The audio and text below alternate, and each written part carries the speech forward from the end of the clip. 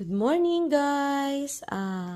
Ipapakita ko sa inyo yung ginawa ko for today. Ito dahil magba-Valentine's na next week, gumawa ako ng rose para sa sarili ko na hindi na ako bilhan ni Mr. ng roses kasi ang mahal dito. Maswerte na lang kami kasi yung bakura namin, ang daming bulaklak, grabe. Araw-araw, meron akong napipitas na rose. Ito, kagaya ngayon. This morning, napitas ko yan dun sa aming garden.